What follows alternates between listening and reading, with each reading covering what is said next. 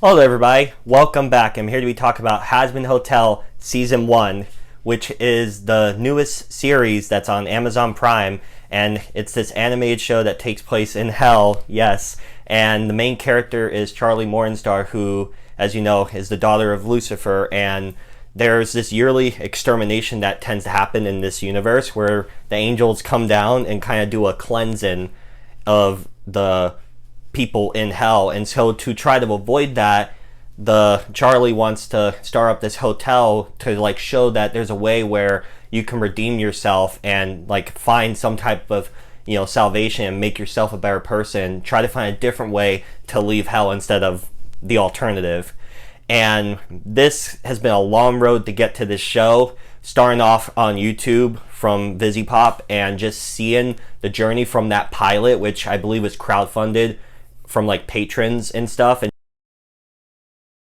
just being able to see you start from there to get to this place where A24 picked it up and it's on Amazon Prime, and it's like an incredible thing for like a lot of reasons, just to show you that you can start from like nothing, basically like from YouTube, and actually make it here is truly incredible. And I want to give props to everyone involved in terms of that aspect.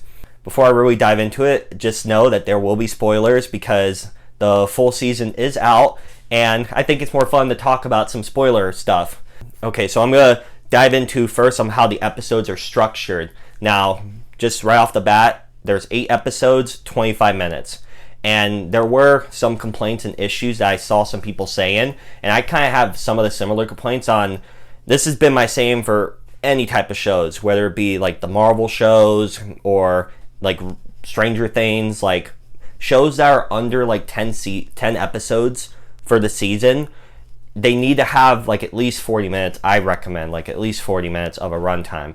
But from what I heard is that Amazon wanted it to be this episode like length, this time length, and so they worked with what they had. So maybe going forward we could have more time to flesh out stuff, maybe an episode or 2 more if it's still stuck at 25 minutes, because there is some interesting stuff that they try to do with the story and all, but some of it kind of feels a bit rushed.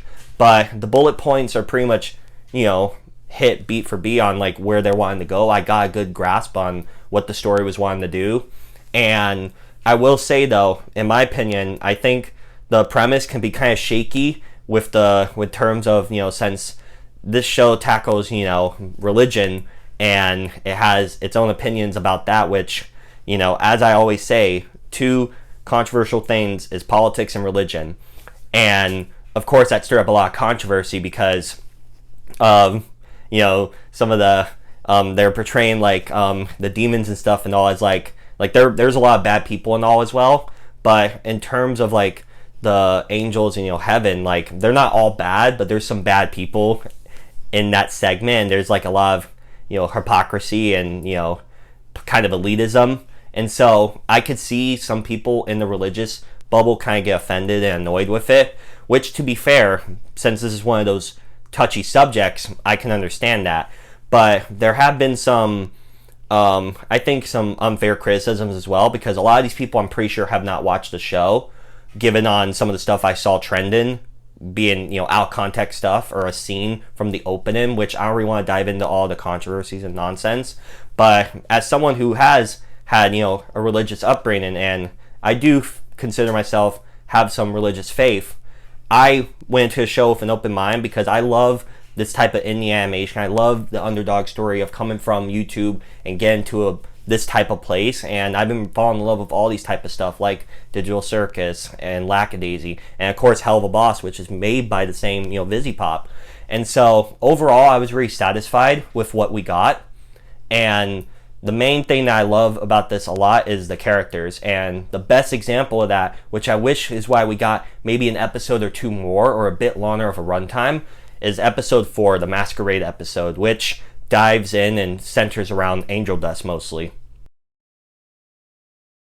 And he is he's like my favorite character and one of my favorite characters in the show for a lot of reasons. And the main reason that I like is not only is he like funny, and there's just a lot of like multi layers of stuff for the character, and I like those characters that have a lot of complexity and a lot of like issues that they go through and struggle with, because he kind of puts up a facade because he is under the thumb of like one of the three V's you see here, Valentino, who owns him, and he's an overlord, and overlords are kind of like a bit up in the hierarchy of this universe of hell, where they gain power and control over lesser demons and basically control them and own them to certain extents.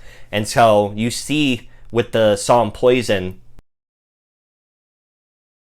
you see stuff that he has to go through and all, and it's really heartbreaking and all, and you see you really feel for the character, and you understand a bit more of why he is the way he is.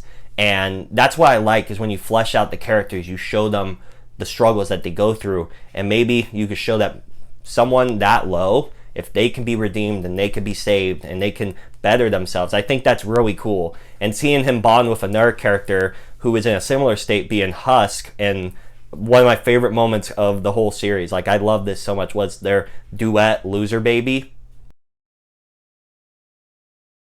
It was fantastic, where Husk has been in his boat. He also is being owned by other overlord, Alistair, who I hate him. And you see like they both have common ground, and they both really start to build a bond and relationship there, like a friendship that can maybe develop into something more.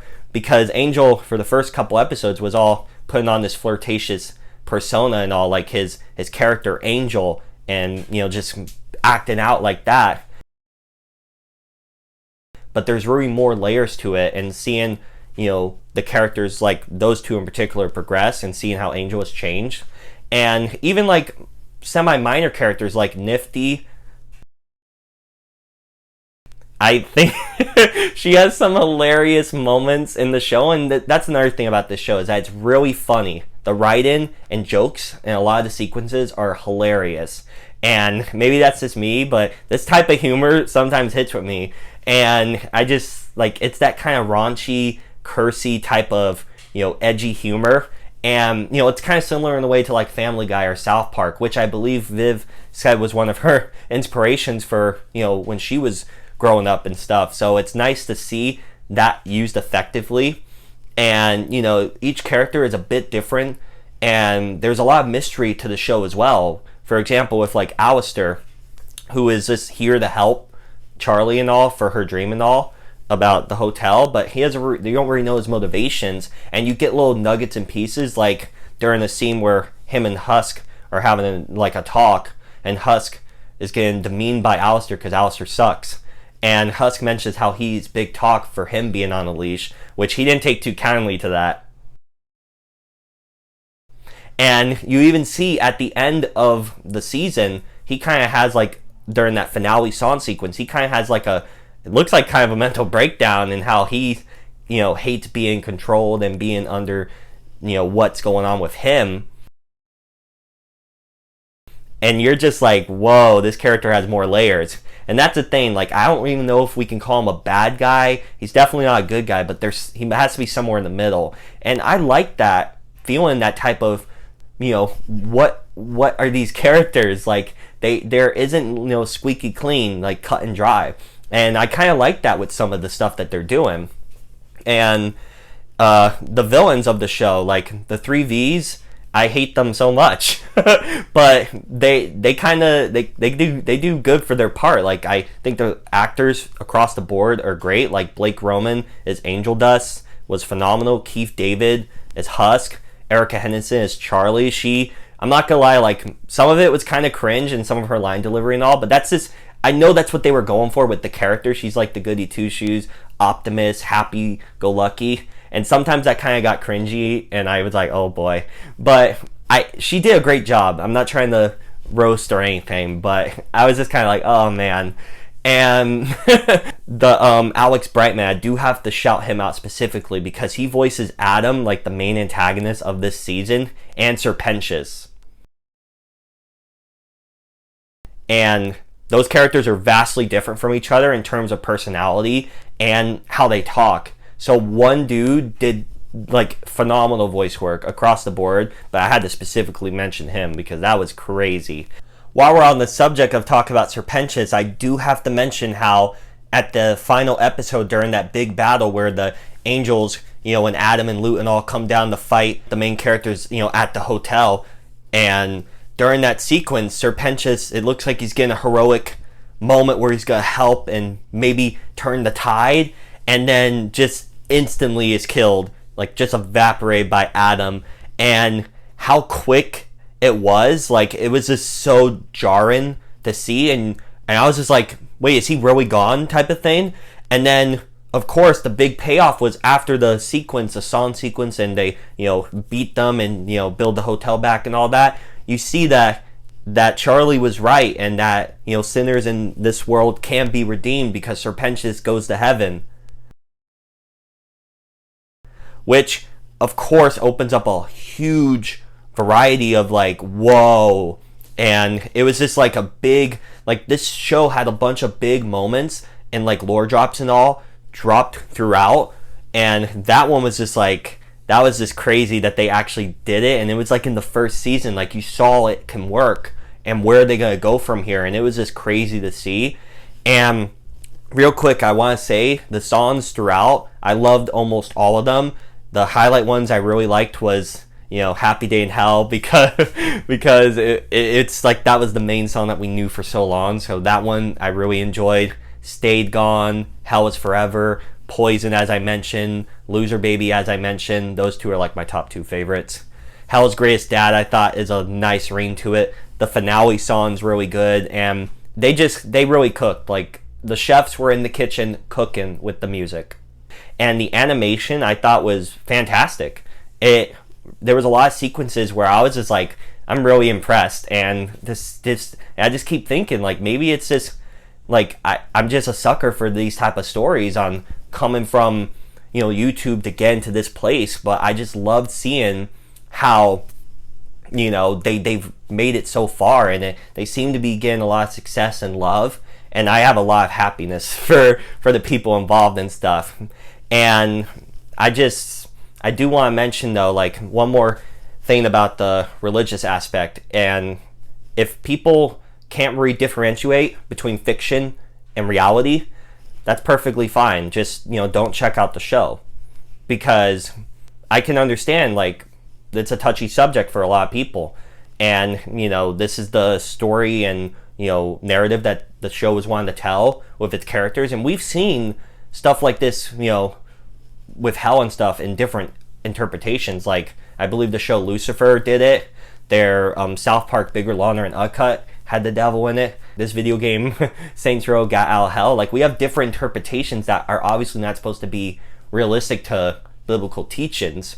A critique I did have though is a bit of how heaven is kind of presented, because for example, one of the ways that they say that you get into heaven is like three basic things that it seems kind of like they didn't really put enough thought into actual lore about what it means to go to heaven and to like really devote yourself to God and really have like a good faith, and on top of that just being a good person and all. So they didn't really, I think, give it that much care and attention into the types of religious aspects. But that's just going off of growing up and what I've been taught and stuff, and everyone's opinion's different, which is cool. It's like it is an interesting subject to talk about, and for a show to come out, and I guarantee you, like I think they did a really great job. I just kind of wish the runtime was a bit longer on either of the episodes, or maybe we got an episode or two more.